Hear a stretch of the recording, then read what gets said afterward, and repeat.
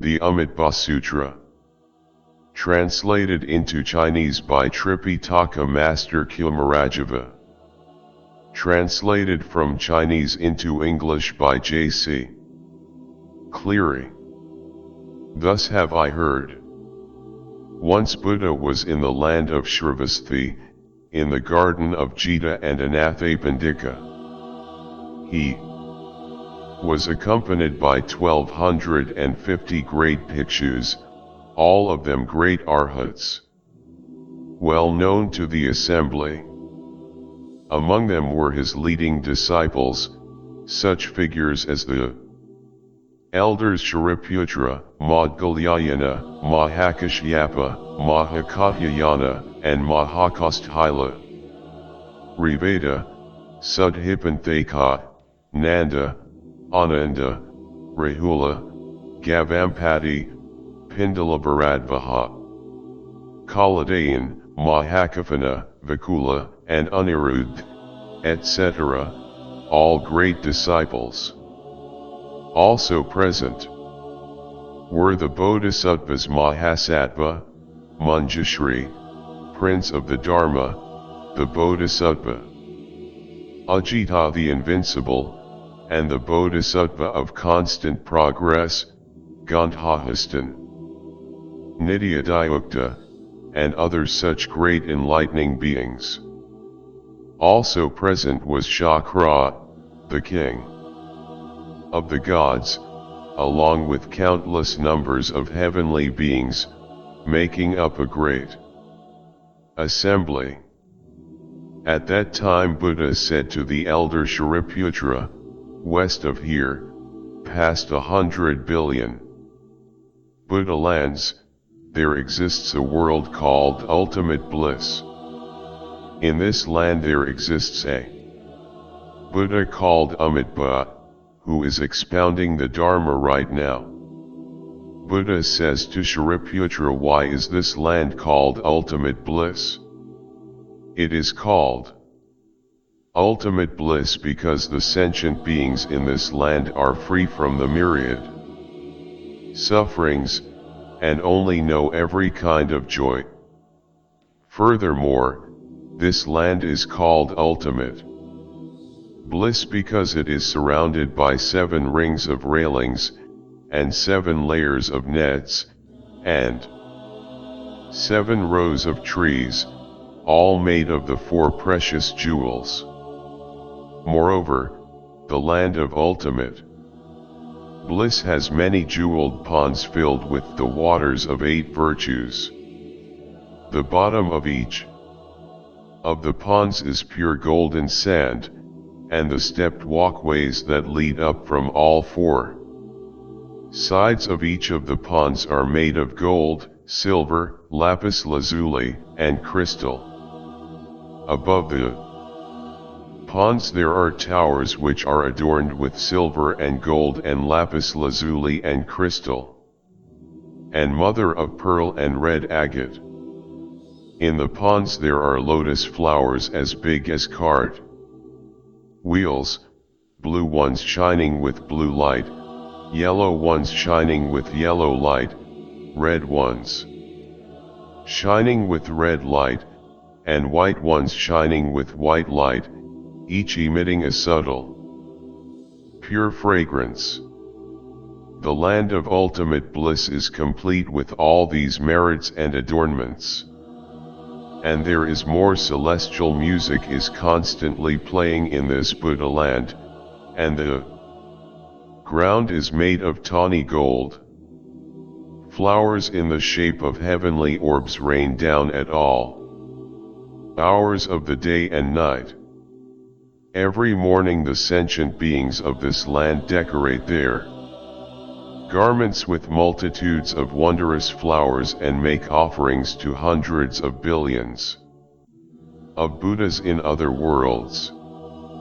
When it is meal time, they return to their own lands, to eat and circumambulate the teaching assembly. The land of ultimate bliss is complete with all these merits and adornments.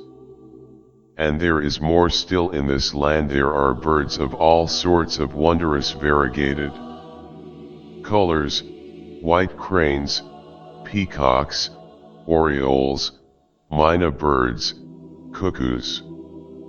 All these birds bring forth harmonious songs day and night. Their songs communicate such Buddhist teachings as the 5 roots, the 5 powers, the 7 factors of enlightenment, the Eightfold Path, as well as other teachings. When the sentient beings in this land hear the voices of the birds, they are mindful of the Buddhas, mindful of the Dharma Buddha's teachings, and mindful of the Sangha community of seekers of enlightenment.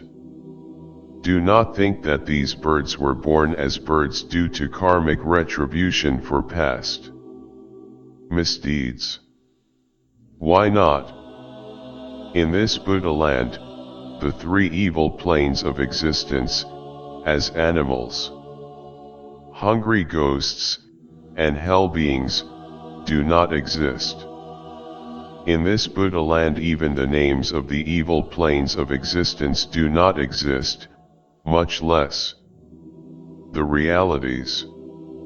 All these birds are the creations of Amitabha Buddha, fashioned in order to broadcast the sounds of the Dharma. In this Buddha land, there is a slight breeze that stirs the rows of jewel trees and jewel nets, so that they emit subtle wondrous sounds, like hundreds and thousands of melodies, playing all at once.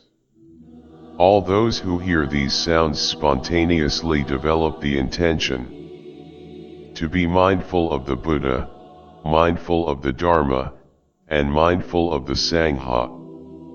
This Buddha land is complete with all these merits and adornments. What do you think?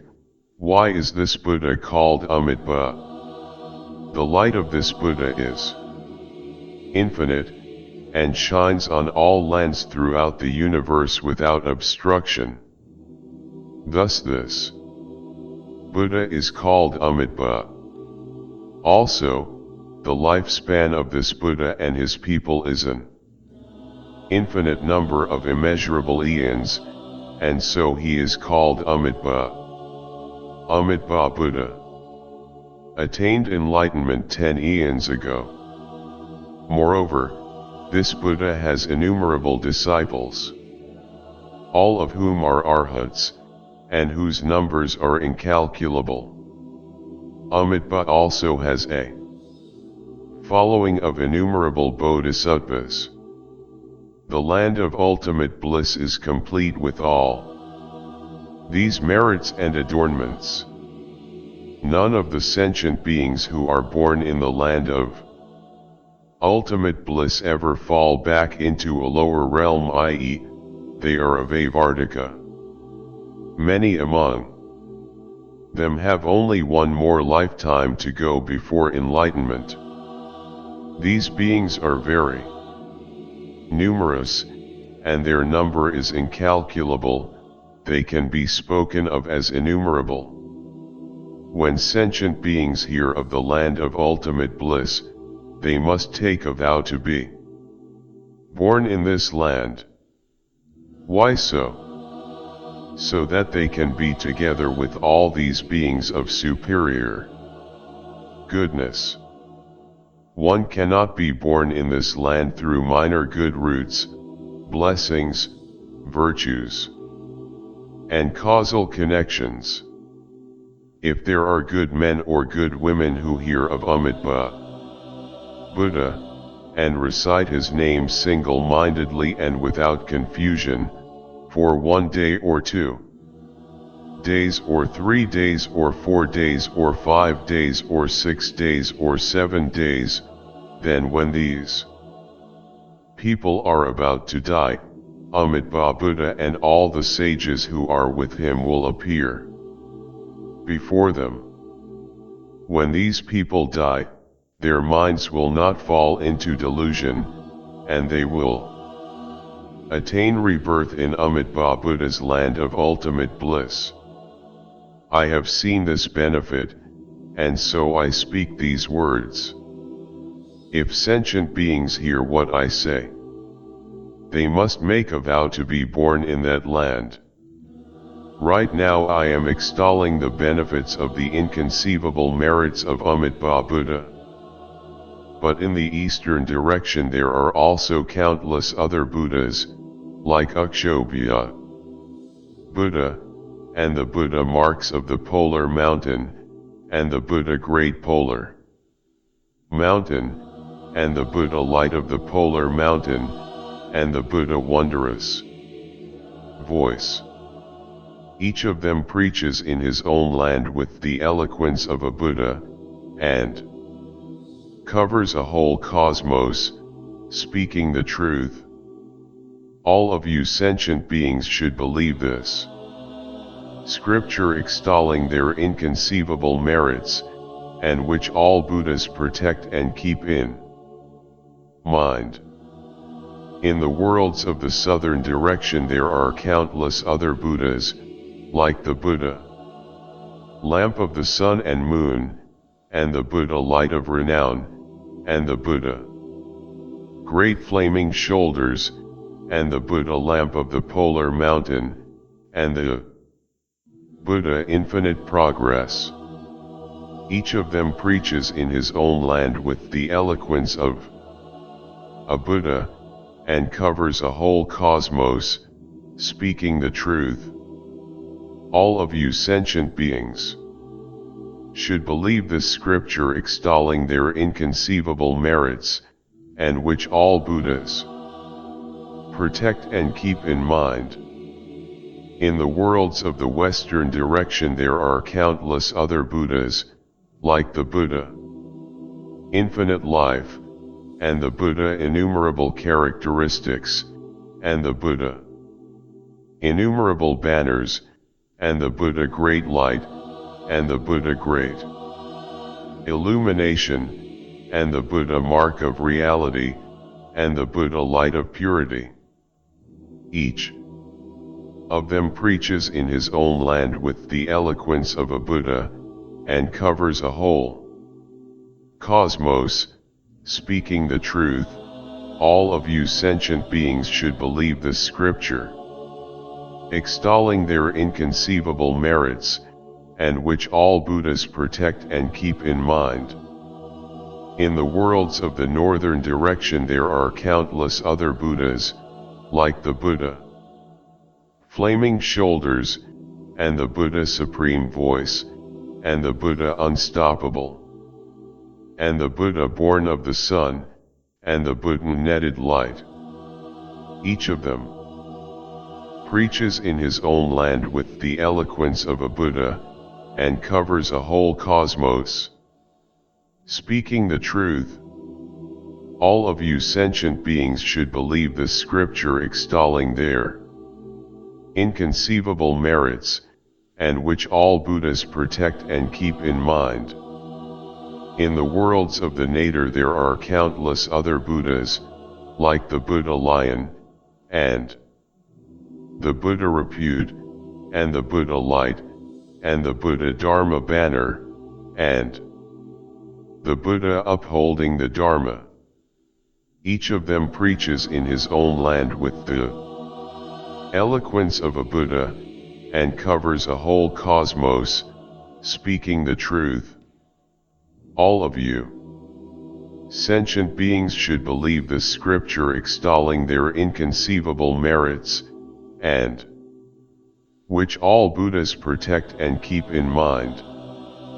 In the worlds of the zenith there are countless other Buddhas, like the Buddha Pure Voice, and the Buddha Sojourner King, and the Buddha Incense Fragrance, and the Buddha Fragrant Light, and the Buddha Great Blazing Shoulders, and the Buddha Body of Multicolored Jewel Flower Garlands, and the Buddha Solitary King, and the Buddha precious flower virtue, and the Buddha sees all truths, and the Buddha, like the polar mountain. Each of them preaches in his own land with the eloquence of a Buddha, and covers a whole cosmos, speaking the truth.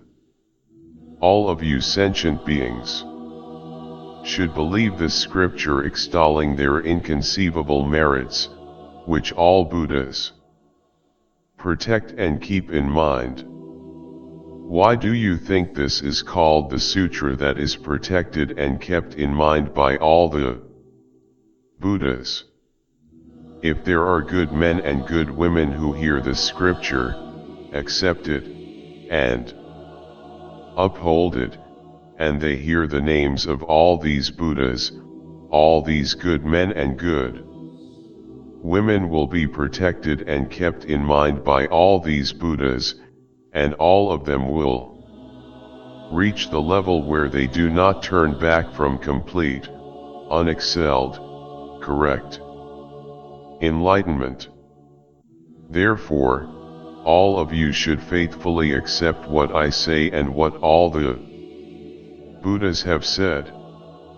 All those people who have vowed, or are vowing, or will vow to be born in the land of Amitabha Buddha reach the level where they do not turn back from complete, unexcelled enlightenment, whether in their past lives, their present lives, or their future lives.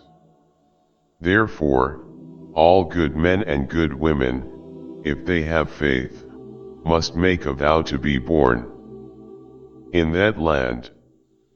Just as I am now extolling the inconceivable merits of all the Buddhas, all those Buddhas are likewise extolling my inconceivable merits, with these words, Shakyamuni Buddha is able to carry out a most difficult and rare task. In the world endurance this world, in an evil world of the five corruptions, the corruption of the age, the corruption of views, the corruption of afflictions, the corruption of sentient beings, and the corruption of life, he is able to achieve complete, unexcelled enlightenment, and to expound the truth which all beings in all worlds find hard to believe. Know then that in the midst of this evil world of the five corruptions, I am able to carry out this difficult task, attain complete, unexcelled enlightenment, and expound the truth which is so hard to believe for beings in all worlds.